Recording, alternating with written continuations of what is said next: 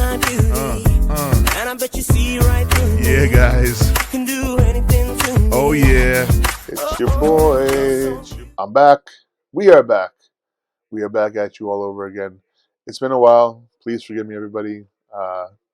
Unfortunately, it is the season, and I was not well, and I couldn't talk to you all, even though I wanted to. And I still stayed on Instagram and stuff. You saw some videos. Did you see my video on TikTok? No, you didn't see it, right? I did post a rather emotional live on TikTok. Unfortunately, we all know what's happening these days with Israel, the war, Palestine, and I did the unfortunate thing of watching all the videos from Israel, and it made me extremely emotional, upset. Um, we're not going to really talk about this today, but guys, if you get a chance, go watch my live on TikTok. Honestly, it's geared towards children. I was really talking to 15-year-olds, 16-year-olds, because I don't know how much we can do now. I don't know. I'll be honest with you. I don't know how far we can fix things. We can next year hopefully try to put things back together and get back on the right track. But what is happening now in this country, which affected the whole world actually, if you look at it, our country is number one, guys.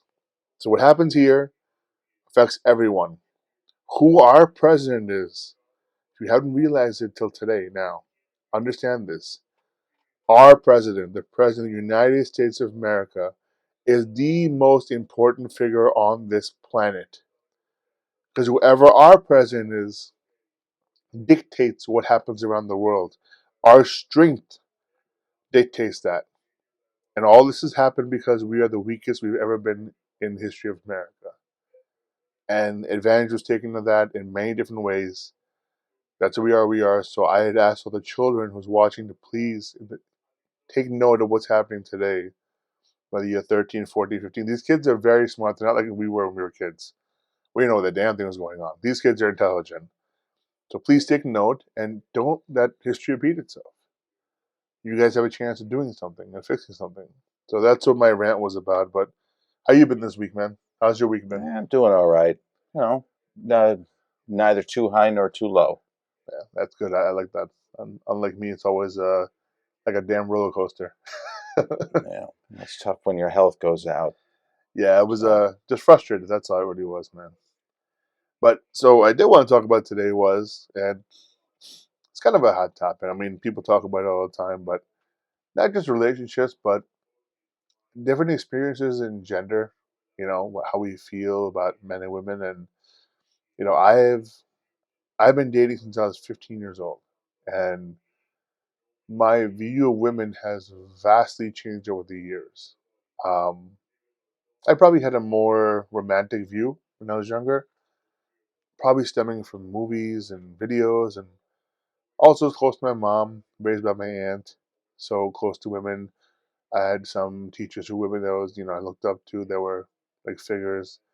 So I admit I don't think I understood women at all growing up. Perhaps even in my marriage, I didn't understand what women in general, not my wife, but women are like.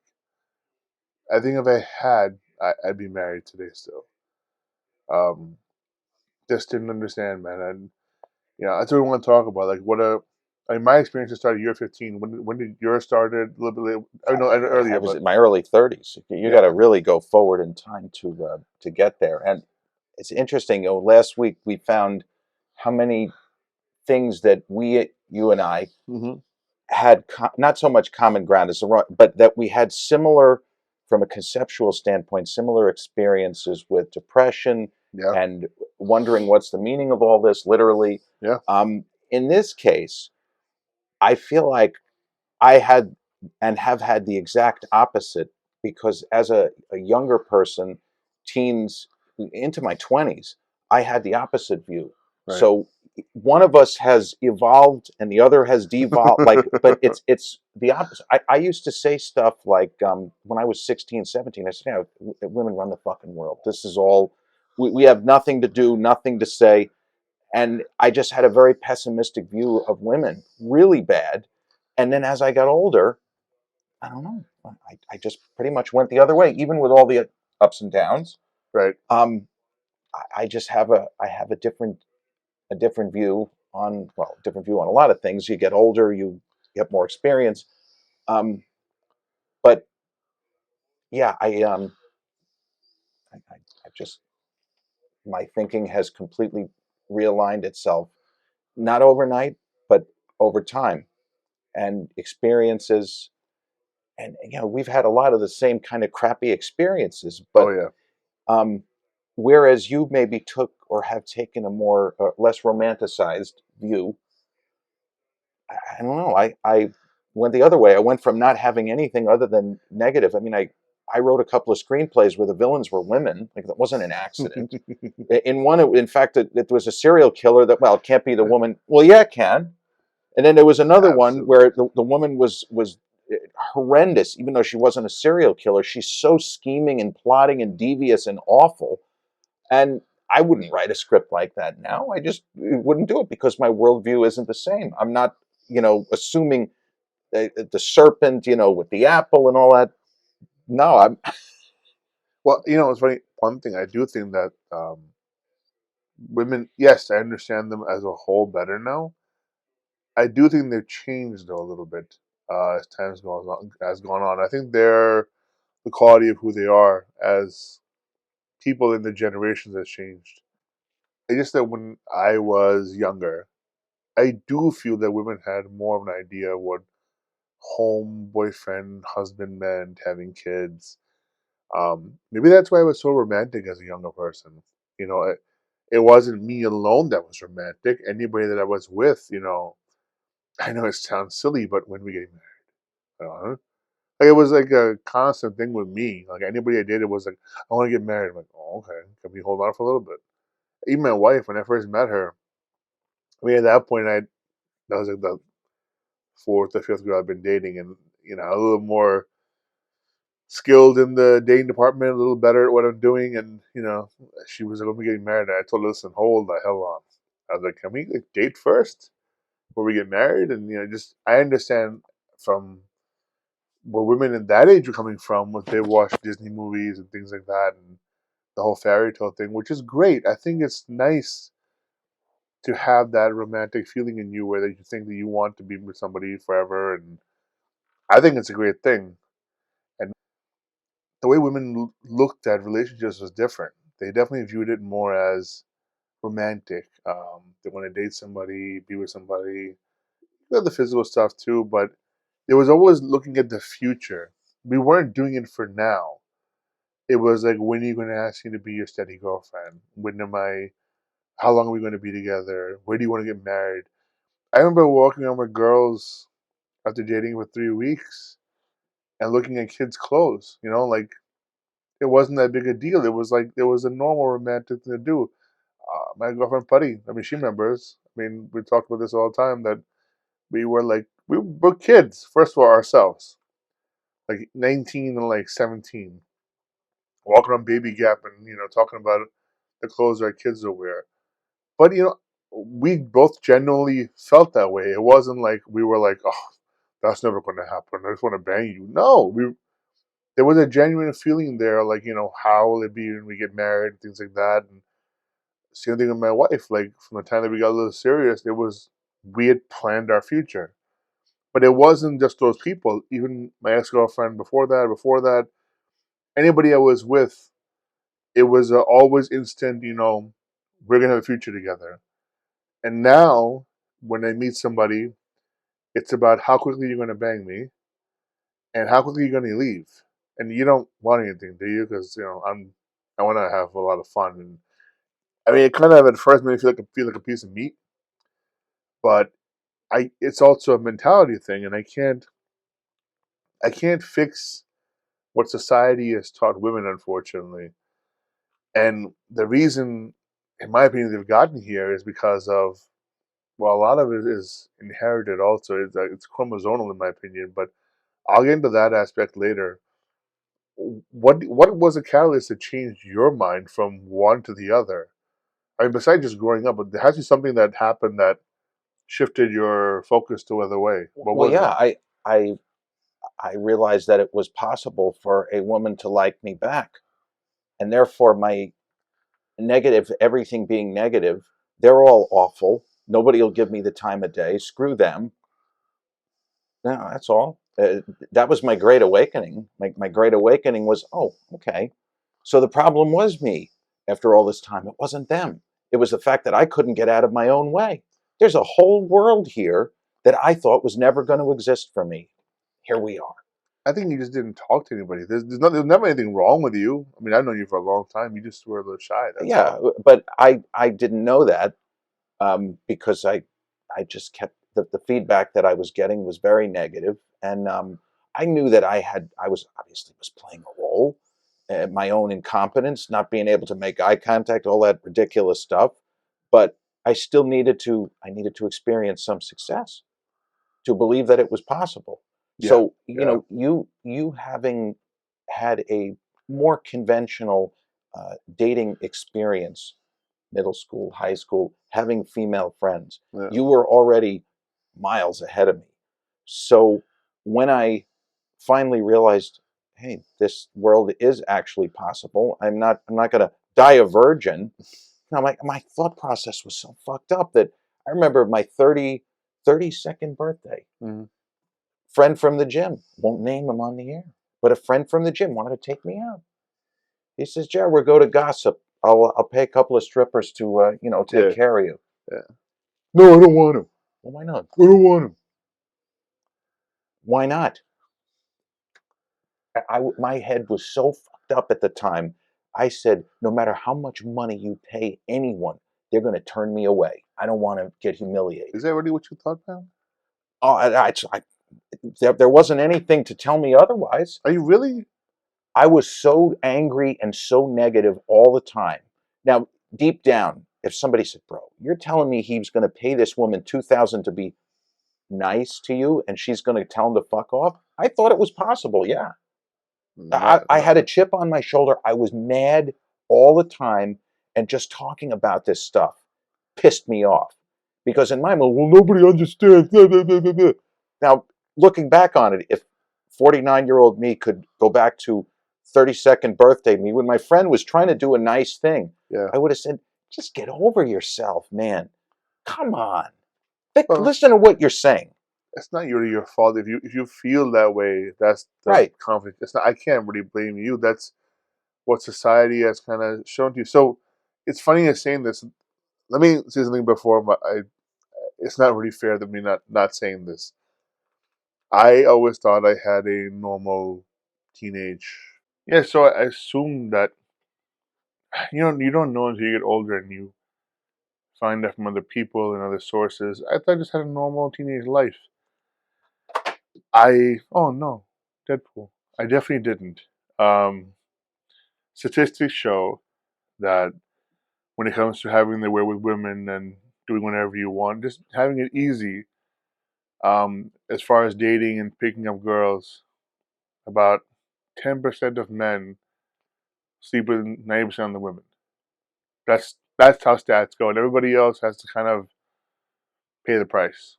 Like it's not easy. They don't want to talk to you. They don't want to be with you. I didn't realize until I got divorced and life's so different now that I was one of those 10%ers. That it, I didn't know how easy it was for me. Um, I thought I had everybody else, and definitely not. I mean, I got turned down by one girl. That was it. One. That was because she said I was a pig, and she wasn't wrong. I really was. So, I'm not.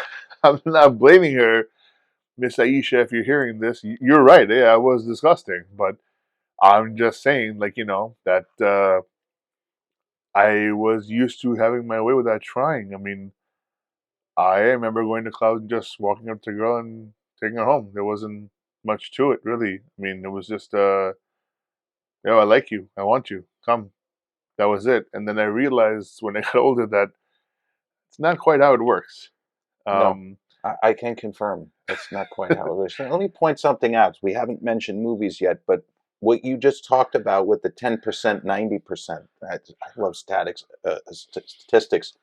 People have told me that I'm an emotionless robot, and all I am is statistics. So anytime you start throwing stats at me, but in the movie A Beautiful Mind, Right. there is a key scene early in the film, which is an entertaining scene, but it gets into a little bit of the, at the nursery school level, but a little bit of the math that the main character and the other characters, they're all brilliant mathematicians, and some are friends and some are kind of friendly rivals and all that kind of stuff. But the young men are in a bar, and there are, I think, 4 of them, and there are 5 women.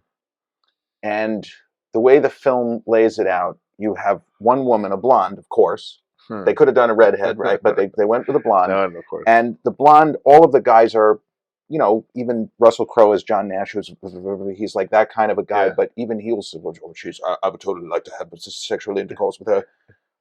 But that's the one that they want to go after. Yeah. The Josh Lucas character, Yeah, and Russell Crowe. And Russell Crowe comes up with and you see the graphics, and his brain is working, and they do a good job of representing what a brain might look like right. at this level, 150, 160 IQ. But he says, no, wait a minute, fellas.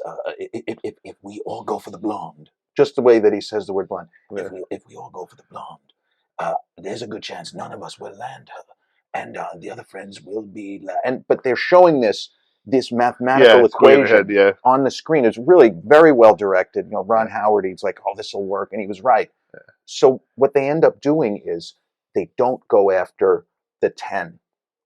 Everybody is polite and pleasant, and they leave the hot girl alone. And these gentlemen, yeah, Russell Crowe is Russell Crowe, but he's not supposed to be the young Russell Crowe who would have been a lady killer. Yeah. He's supposed to be a guy whose brain, and yes, he's an attractive man, but he would be leading with his brain. Yeah, he's awkward a little bit, obviously. And all 4 guys land. Now, we don't know that they have sex, but because they ignore the 10, they ignore the Kenny, 16, 17 Kenny, they all score. At the very least, they got some phone numbers. Maybe there is a future opportunity to have sexual intercourse with you. Yeah. Can we do platonic things first, or can we skip past that? But that's statistics. That's math, and that was in the world of the movie, the game theory. He started to think in terms of, hey, wait a minute, maybe you're just not thinking of this correctly. And he was right, because if you go for somebody who you have a shot, but if you blow it, you blow 4 other opportunities. Mathematically, it doesn't make sense. It's true. It's true. But in your particular case, you were like, what do you mean? Yeah, What do you mean? This girl. They never called me a pig. Well, are you? Well, kind of. But what's that? That's... Yeah, the worst thing was actually that, first, it's funny. It wasn't, it looks somewhat to me, but not really. You know, my first girlfriend in high school, when we started dating, I was still chubby. I was like a yellow belt. Fast forward a year and a half later, I lost like 20, 45 pounds. I'm shredded. I'm modeling for Ralph Lauren. I'm a black belt. And people started bothering me. Yo, dude, like, what are you doing? What do you mean? Like, you know, I look at you and look at her. I'm like, what? Like, she's short, chubby, dark. I'm like, so? Like, you can do better. And people really started saying this to me. I'm like, what are you talking about? I like her. Like, she's been good to me. Unfortunately for me, I was also very ideologist, like very ideal. If my heart wasn't in something, I just had to let it be that way. I had to let it know. And I met somebody, probably my soulmate. I met when I went on vacation. And I mean soulmate. I mean, like, Jeremy, like, you know, from the moment we met, it was like this, couldn't get away from each other. And nobody was trying to hit on the other person. Nobody was trying to be romantic. I just loved being around her. And I didn't want to be away from her ever. And it took us a couple of days. The funny part is, I think everybody else around us saw it. We didn't realize it because we're like, what? I don't understand what you guys are looking at. Why are you so upset at us? And maybe the 4th day, sitting there, and I was like, oh my god, I think I'm in love with this girl. And then she realized she's in love with me too. I'm like, now what the fuck do we do? You live 900 miles away. I'm like, I don't know what to do. She's like, I don't know either. But when I had to leave for the airport, dude, I cried for like 2 hours. I didn't want to go. And I also had no way to tell either. Like, who the hell do I tell about this? What do I do about this? Nobody gives a shit. I'm 16 years old. I have no independence. I can't do anything. But I was such an ideologist that when I came back, I broke up with my girlfriend. That was like, I love someone else. Who? Somebody lives 800 miles away. This I'll never dumbest see them thing. again. But Yeah, dumbest fucking thing in the world you could ever do. Like, it's so nonsensical. But I was such a, by the heart. Everything's about the heart. And I broke up with her. And honestly, man, I feel really bad because I know I broke her heart. She hated my guts, Jeremy. She hated me like there was no. People used to tell me at other schools how much she hates me. She was older than me too, and I felt so guilty like most of my life about it. Like I felt really bad. I didn't mean to hurt her. Yeah. On top of that, I was really good friends with her sister. Like we were still good friends and stuff. And you know, I got an anonymous letter, bro, 4 years later, talking about how long it took to get rid of the hate and the anger. 4 years. Meanwhile, I'm like six, 7 girls deep, like somewhere else now, and like enjoying my life. And this poor girl is still angry 6, 7 years later. I'm like, oh my god, I'm so sorry. But I also the point was that when I was going after women, I wasn't just picking them because they were good looking. Personality meant probably the most to me. Like if you had to be nice, sweet, kind, and then after that, definitely looks. But it wasn't like I picked the hottest chick. I had done that and it always worked out really bad. Always. You pick the hottest looking girl and you're like, oh my god, you're an asshole. I don't want to be near. I don't, besides doing you, I don't want to be near you. And it just never worked out. And, I mean, the whole reason I fell in my wife was because she was so sweet, soft spoken. I couldn't even hear her. What? I can't hear you. You're right next to you. I mean, my wife had never cursed in her entire life. 19 years old. Didn't even know what a curse was. She thought a curse was this weird phrase in India, donkey, fool, ass. That's like her motherfucker, fuck you. I'm like, excuse me? I'm like, what'd you say to me? So I remember sitting in the car trying to teach her how to curse. Like, come on, honey, you can do this. Fuck you. She's like, fuck you. I'm like, oh my god. Come on, man, with some gumption. You gotta mean this. Fuck you. Like, we grew up together, but if she wasn't so innocent, I don't know if I would have fallen in love with her. So yes, I definitely had to be easy when it came to picking people, but I didn't pick people who theoretically are supposed to be hard to be with. That's another thing. I think, like you're saying, like I definitely didn't shoot for the high league because I had my own ideology of what I wanted to be with, right. and it wasn't somebody who was just a fashion model. In fact, some girls used to get very offended when I actually wasn't in the TV show for a little while. And the girl who was with me in the show, she was like some well-known actress slash model, and she was annoyed that I wouldn't hit on her. I wanted nothing to do with her. I had no interest in her. I didn't really want to talk to her, and I used to punch her on the shoulder like I'm like, oh, hey, what's up, dude? What's up, bro? What's Yeah. up, bro? She hated that shit. She's like, oh, you want me? I'm like, no, I really, really don't. The camera goes hotter to me, and she hated that shit. But it was her personality was so off-putting. Just this drama and this like I'm special. You're really not, dude. Like there's nothing special about you. So I guess for you talking to them and you changed your personality, but you never. I guess I don't know, man. I guess All right, let me stop you, and I'm going to tell you so I have various things that occurred.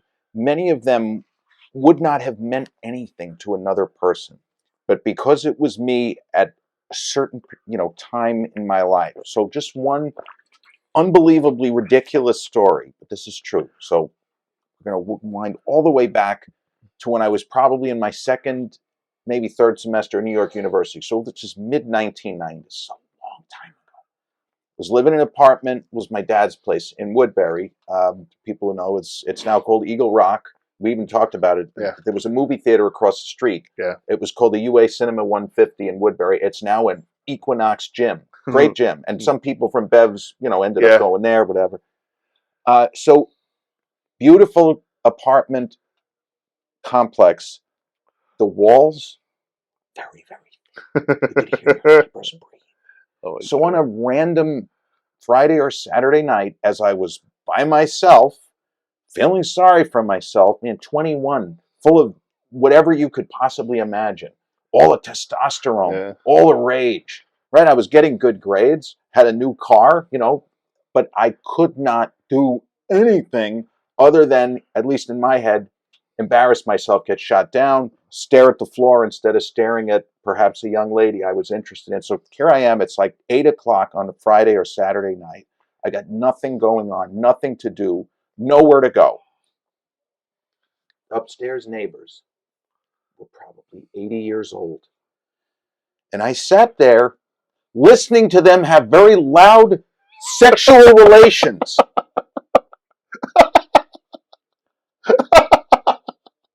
Oh, and it's like I was punishing myself because it wasn't late.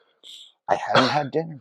I could have gone to the Broadway Mall. I could have driven to my mom and sister. I could have gone to Massapequa. They were still there. My mother was still in Massapequa. She was the same age I am now. That's how long ago this is.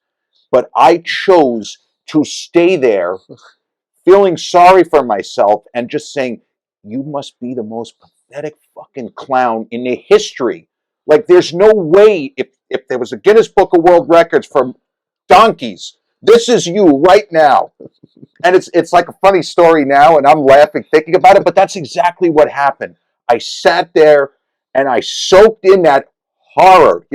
yes, I can imagine. Marlon Brando in Apocalypse Now, he wasn't talking about the war. He was talking about that. Oh, the horror. The horror. The horror. The horror. Oh, my God. But that happened, and it's ridiculous nonsense like that I remember. So, that sucks, man. Because, it's funny, but you weren't alone. Most people I knew, like I said, I realized now, did not have the same life. You're 100% right. And a word that really, there were words that were not in common usage. Incel. Ooh, he's an incel. Oh, he's another incel. Well, that's exactly what I was, but that word wasn't in common usage in 1995. Yeah. But the concept of it, that's kind of what it was. And in my case, I just felt sorry for myself. But looking back, even at a time like that, I wasn't taking steps to do anything to either improve myself or improve my situation or anything. Right. So, like, you had from the opposite approach. Yes, you were, had the lady killer situation, but you were not just bedpost, notch on a bedpost, notch on a bedpost. No. That wasn't your theory. No. So the fact that women were interested in you, you weren't assembly line kind of thing. No, let me actually tell you how much I wasn't. This people don't believe this, but because it sounds silly being a man, but by the time I was 17. I think it's based on women are so based on looks. They care so much about it. Plus, I was popular. Plus, I was into gangs. So one of them, I was leader of one of them. You had the cred. So yeah, I didn't understand. I have no idea why girls like bad guys, bad boys so much. I have no fucking clue why. Why would you want to date a delinquent? Why would you want to date somebody that belongs in fucking jail? But that's the truth. I mean, I used to. A perfect example, when I went to a club, I didn't pay for it. I never had to pay for a damn thing. Right. The bouncers knew me. The DJs knew me. And if you were with me, you got it for free. If you were with me, you drank for free. I didn't even drink. But it just that there was so much respect from the fighting and the street fighting and, this, you're one guy fighting 20 fucking guys and you knock out 20 fucking guys in Syosset. People remember. People still goddamn remember that. It's so weird to me. I'm like, That's not what I want to be remembered for. But thanks. Okay, thanks. I guess so. Didn't you go to my Wolverine page? What the hell are you talking about? Just I just all that combined is what led to kind of like me being so like every girl like, oh, how you must be Kenny. I'm like, yeah. Can I hang out with you? I'm like, no, no, no, exactly, no.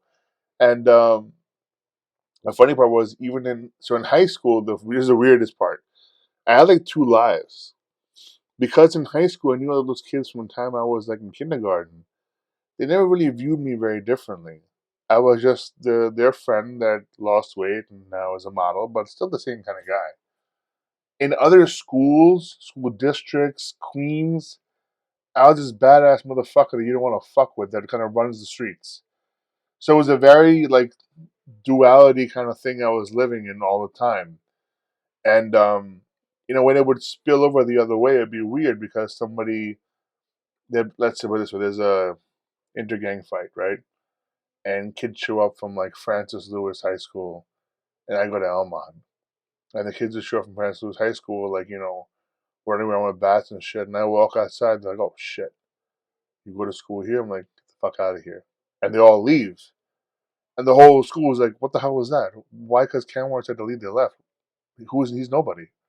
They don't know anything about me except that I'm just the same kid that used to draw in class all day, and I'm still there, which is kind of nice. But then at the same time, my whole point in this was that sure, women always wanted to be around me, and you can't imagine, Jeremy, how many times because I really was this whole thing about losing your virginity is a very big thing, and it has to be with somebody I love a lot, somebody that I wanted to be very special. I didn't want to just have sex. It really, really a big deal to me. And I can't how many times in the heat of the moment I would tell a girl, listen, back off. No, no, no, right now, come on, just take your pants off. I'm like, no, listen. And I remember telling this one girl, we were making out for like 4 or 5 hours. It was hardcore, going That crazy. hurts. I can Yeah, only imagine. she was like all into it and kept taking her pants off. She's a virgin too, but she's like, just get inside me. I'm like, listen to me. I finally told her to. We were in the car. Sit on that side. Think about what you're doing. You really want to do this? She's yes. I'm like, you're just really horny right now. That's all. I said, you're just really turned on. I said, we're not even dating. I don't know if we'll be together tomorrow. That's not how I wanted to go. That's not how I wanted to be. And damn, I can't tell you, man, from the time I was 15 years old till 17 and a half when I lost it, maybe 7, 8 women I was like, no, I'm sorry, I can't. No, I'm sorry, I can't. And don't get me wrong, I do it. And then as soon as it's over, I'd hit my head to the wall about 10 minutes. Like, fucking idiot, fucking idiot, fucking idiot. Like what's wrong with you? Apologizing to my dick. I'm sorry, buddy. I'm sorry. I know. It would have been great. But it didn't matter how much I could have whatever I wanted to. The first time I did, I did, and that was a big deal to me. But the difference between me and you were that age having to hear this horror. And once I started having sex, it was like fucking marathon. It was like no, and for the most part, most of my girlfriends were older. So I was 17. My girlfriend was like 28. Right. I was 18. She was 24. So their sex drive was a little higher anyway. So that kind of matched mine, which was kind of perfect for me. So, but there was a point. I remember my first relationship after losing my virginity, where like after like a few months, I was like, I looked at her, I'm like, we don't talk, right? Like at all. She's like, no, we do. I'm like, no, we don't. You jump in this car, we fuck for 5 hours, we eat, we fuck again for 5 hours, and you go home. She's like, I guess so. I'm like, that's not a relationship. So I had to learn to feather that down as well. But besides relationships, I'm going to ask you a question. I'm sure the answer is no. But even now, did you ever have somebody you just friends with and just end up having sex with? Like, just, you had an understanding, like, listen, this isn't a relationship. You need it, I need it. Like the term fuck buddy. No. No? No. That's actually really helpful, believe it or not. That actually, It could be part of the reason why we have that we have maybe a different viewpoint, and that I still have, I guess, more of a romantic view of these things. Yeah. I have very rarely felt as if I had been taken advantage of or treated badly. Yeah, I didn't realize I was taken advantage of till later, especially in a lot of relationships. So a lot of the early relationships, especially the girls that just wanted to have sex or really wanted to be with me, that really weren't for me. I had a lot of clout, man. I had a lot of pull. So if you were with me, you were dating the popular guy. If you were fucking me, you were fucking the popular guy. And I realize now that that's all it really was about. It wasn't about liking me a lot of times.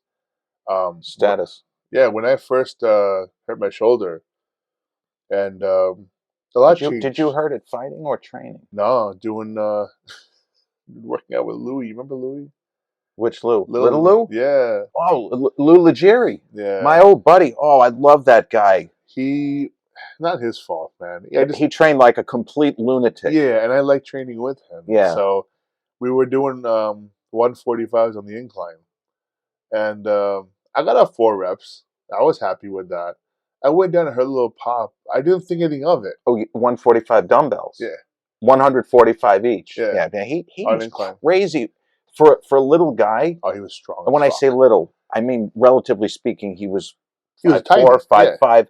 But there are certain people that proportionally are stronger than they should be, Yeah. and he was one of those people. yeah, And yeah, for people who remember him at Bev's, he was a character, you know, little guy with glasses. He was like me, a little such nerdy, a sweet guy. but he was such a nice guy. And he did a lot of training that was not smart. Well, He trained like a lunatic. He did a ton of forced reps with very heavy weight. But Yeah. if you broke down to the components, he was putting up 3 plates, incline barbell bench press like Yeah. it was nothing. Yeah. So my memories are of him doing forced reps with, 450. Lou, I don't think he called me professor. He was actually the first I person. remember that. Yes. Well, no. The person who nicknamed me professor is a guy named Adam Gordon, who went by Al. He was friends with Lou and our other friend Ian Kushner, who was a riot and the biggest Met fan I know. And I still talk to Ian Kushner. But I remember even Gerald calls you professor. Yeah, but it was this guy, Al Gordon. Al's an interesting guy. He was, he's probably retired now, but he was a cop. But he told everybody he was a fireman. And I remember when he told me he was a cop, I said, I don't understand what.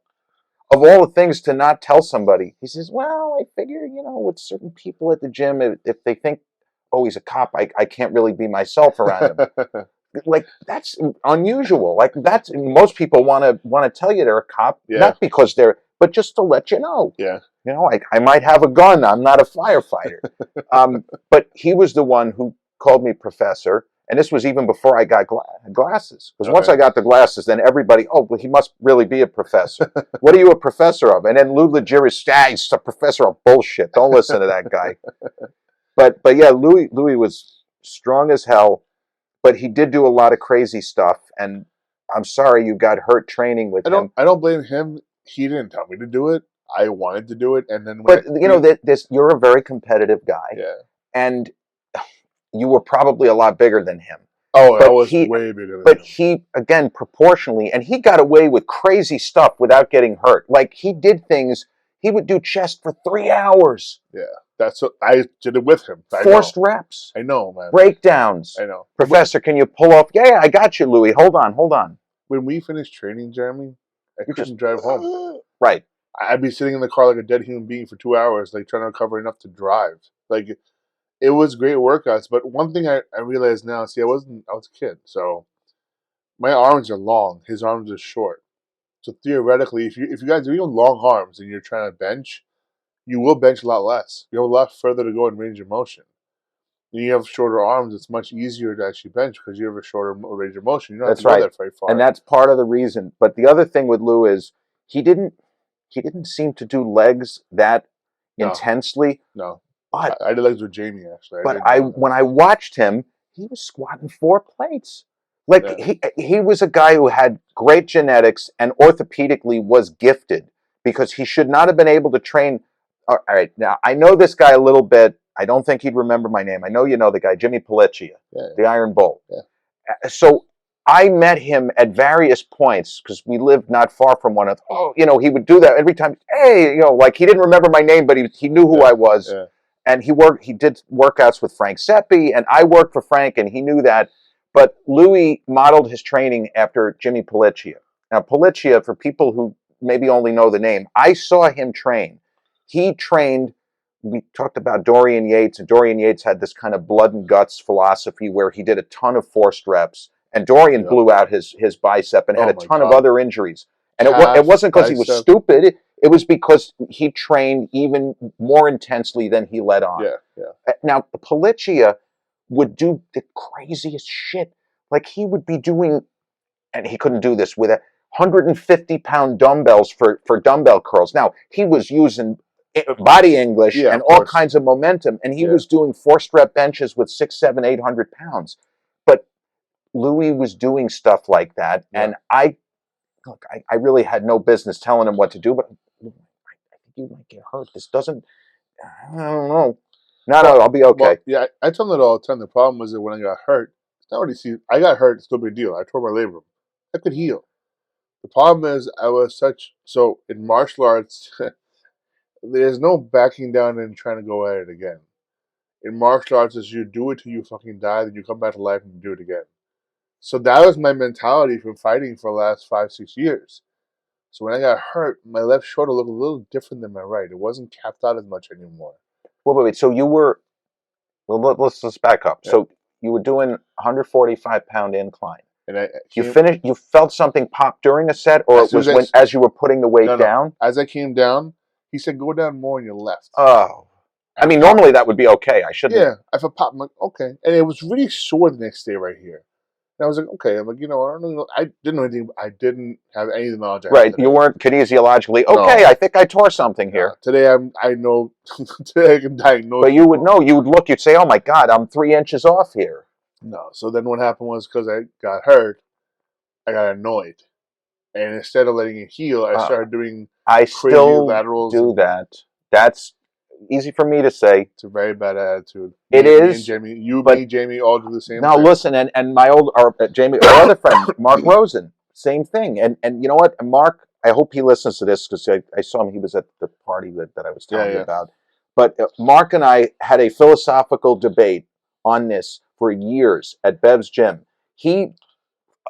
I hate to say he felt betrayed, but when I stopped trying to max out with deadlifts and squats, when I stopped focusing on, hey, can I get 5 reps with 450? Can I do this?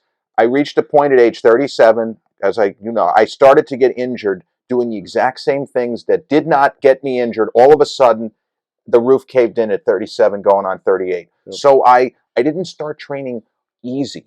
Oh, now he's not.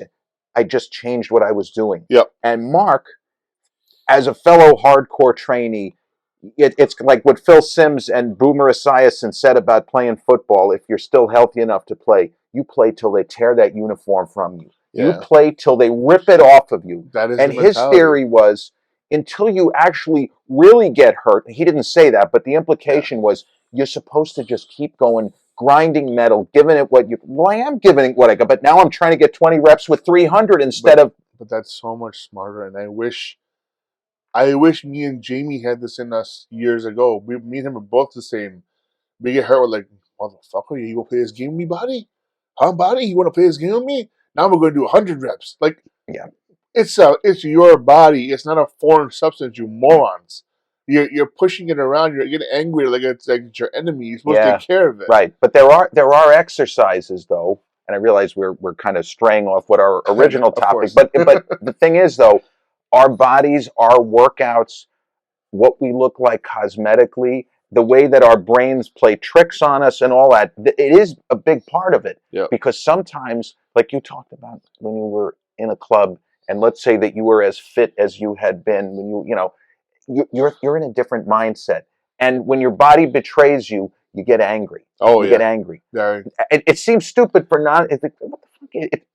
Imagine people who you have one person who is a diehard baseball fan, and another person who it's just the most boring thing I've ever seen. What the hell's the matter with you?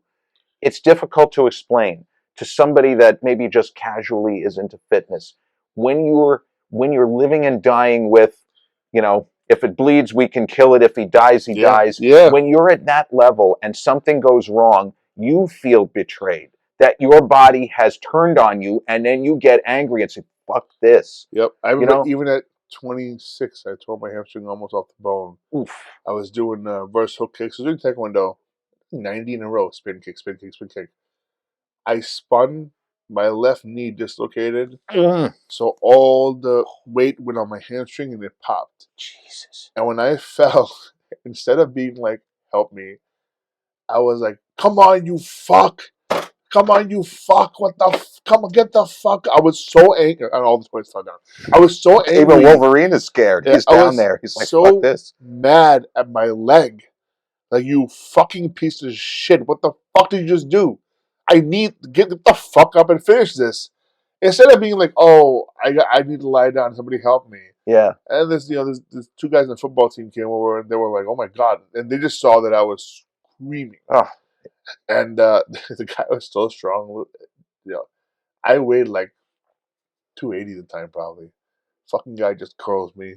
He just curls me and puts me down on the table. He's like, are you okay? I'm like, no. And then that was a really bad injury. But yeah, instead of being, trying to nurture it, there was just this extreme anger from like, how dare you get hurt?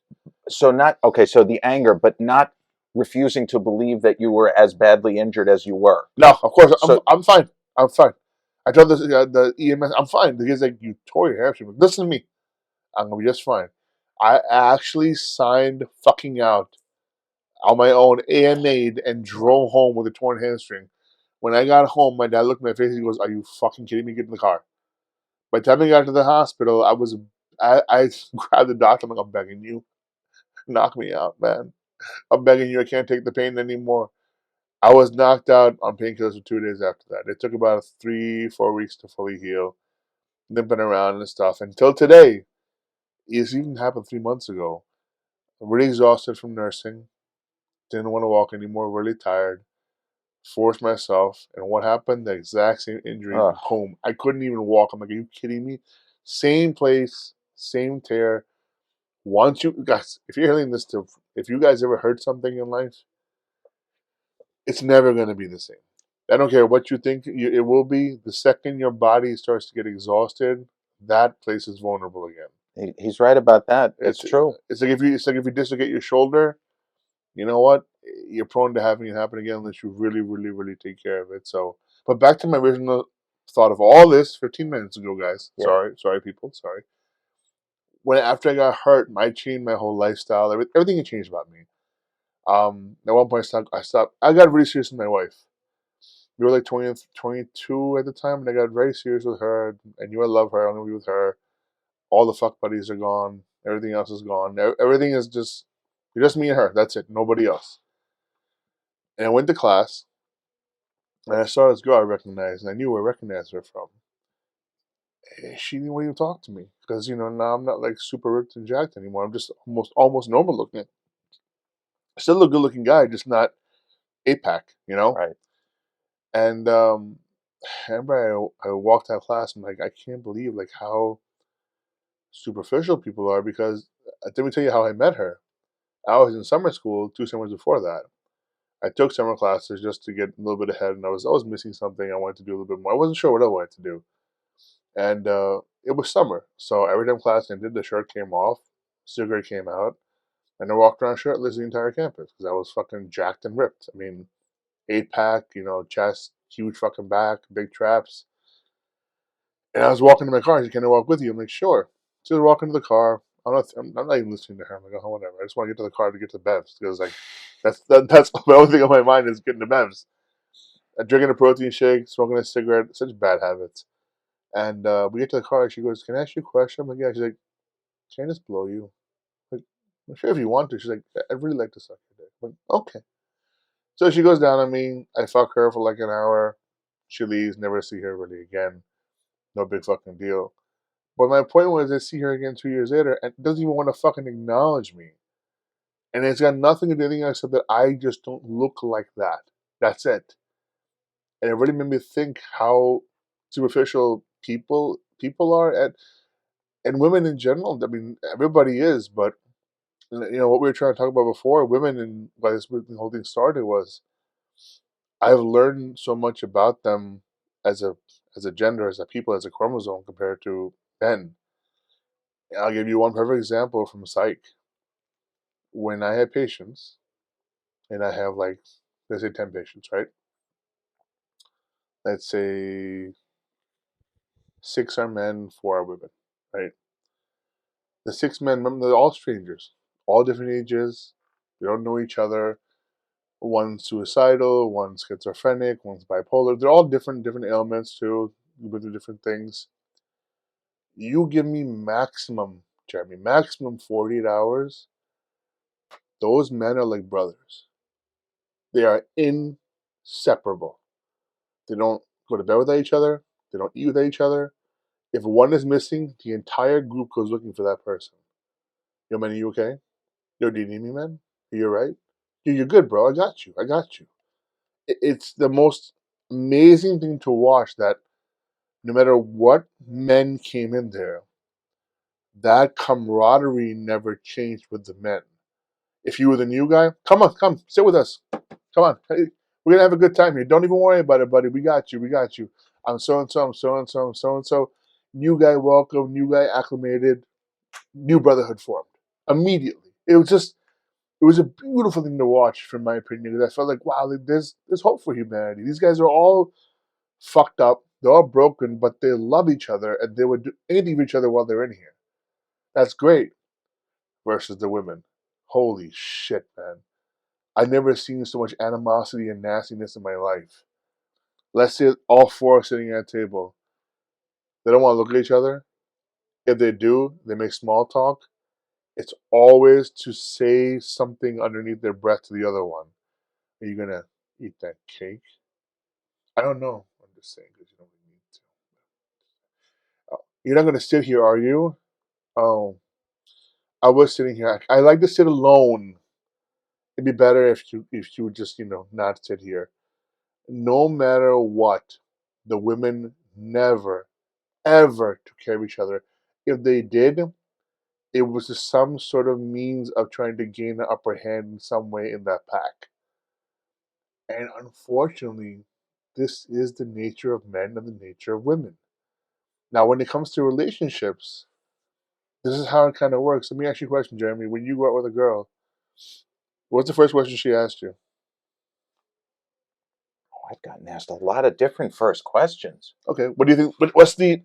Give me like a common denominator. What do you think? I know you like to work out. What else do you like to do? That's actually nice. What girls are you meeting? Can I meet them? I mean, yeah, just like I said, sometimes it is a matter of who you meet at what time. Okay, how about do it this way? What are some answers that you would expect? Not me, but somebody else was sitting in this chair. If it's Jamie, if it's John, some of the other people. 90% of men that I know, the first question is, so what do you do? Well, I mean, okay, I feel like that would have come up when we were messaging before meeting, unless it's a blind date. No. I mean, how far along do you go before the person asks you, what do you do? Where do you live? I would say usually if you're talking about a text message kind of exchange, it would come up. It would come up pretty soon. Right. Do you think that men ask that question first? What do you do? Or do men usually ask, well, what do you like to do? I don't know. I don't think that I've ever gotten this exactly down pat myself. Right. Uh, I don't like to ask.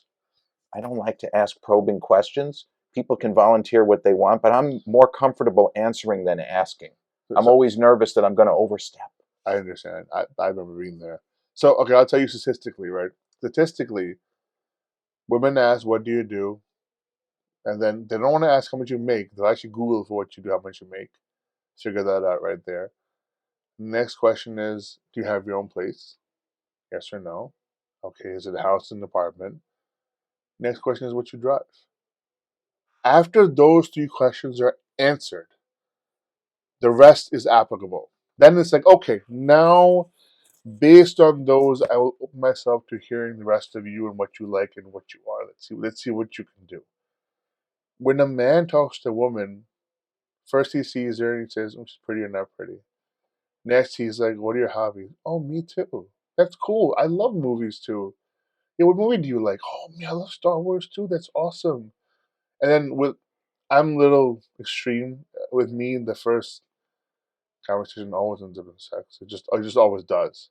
Then I kind of find out if they're sexually compatible with me or not. And I, sadly enough, the horrible experiences I've had in the last 4 months, 5 months, they are sexually compatible, just not compatible any other way. So, but it's ironic that a man doesn't care what you do. He wants to be with you for you. A woman does want to be with you, but unfortunately, a woman's view is that what do you have to offer? What can you give me? They want what you call a high value man. They don't want a normal valued person, unfortunately. And again, now high valued men are usually my age and your age This is true. because we're not kids. We have assets. We have things to ourselves. You've seen my car. You've seen the things I have. Did I have them when I was in my 20s? No. Right. I do now. So also, we're well put together. We know what we want. We know what we need. We know where we're going. We have sense of direction. So it's ironic that the 25-year-old girls, they're looking for people that are mine and your age, actually. Yeah. Because that's why I had so many. You've seen my phone, man. My phone is disgusting. I have to like block everybody at this point, and that's just it's not just me, but it's other men our age too. And you saw in my phone, you see there's no real relationship in there. It's No. just No. porn, basically, at this point. It's unnecessary, and it's just. But their point is not to be in a relationship. They see, oh, he's got his own some multimedia company. He's a nurse. He's got assets. He's not bad looking. He's okay looking. He's kind of big, means he could defend me. He's pretty macho. Has a nice car. Okay, I want to land him. If I fuck him enough, he will be mine, and I'll be taken care of. And then love is like way afterwards.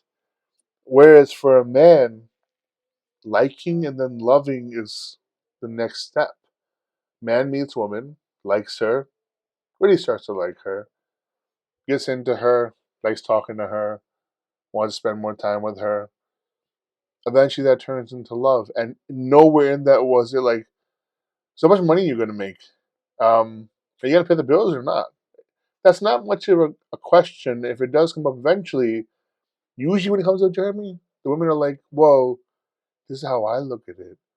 You're gonna take care of us, and the money I make, I'm gonna keep for myself because I'm an independent woman." Women have this thing that they want to be dependent on you, but independent on you. So when a woman goes broke when they're together, she expects that you're going to take care of her. You're her man. When a man goes broke, the woman goes, "I'm out. Peace. It's over. I can't hang on you. Listen, I got my money, baby. I work. I'm an independent woman." But very rarely, a woman might stick around for a little while. I'm not saying she'll leave immediately. 1 month, 2 months. Eventually, a woman just like, I can't be with a bum. And I understand. Unfortunately, I'm not even blaming the women. I understand Yeah. Well, so out of context, what you just your description of men ask these questions or don't ask these questions, and women ask these that. questions or don't ask these questions. So if the conversation had just started and I was asked, give me an honest answer of why women ask these questions and men don't, or they don't ask them like that, my answer would be because a woman's default setting is to see, is there a future in any capacity with this guy? Whereas the guy just wants to get the girl's clothes off. He doesn't care what she does for a living or how much she makes. He just wants to fuck her. That's it. So we're approaching this from a completely different angle. You're looking at it from levels and I'm looking at it at levels, but we're not looking at it in the same levels. A woman is wondering if this guy, for example, could be a provider. Could he be a father to my children? Because I ain't just giving this up to anybody. And the guy just wants to have his way with her. He doesn't care what she does. Well, that's another sad part.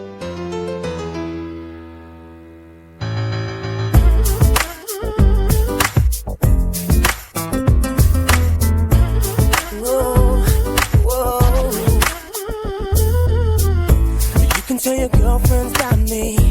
It's about time to get rowdy. You know I wanna work that body. Come work it over here. You can be my brown-eyed beauty, and I bet you see right through me. You can do anything to me. Oh, you're so beautiful. Tonight anything is possible. And you know I just can't get enough of your love. So give it up. Got my eyes on you. Won't you bring that back to me?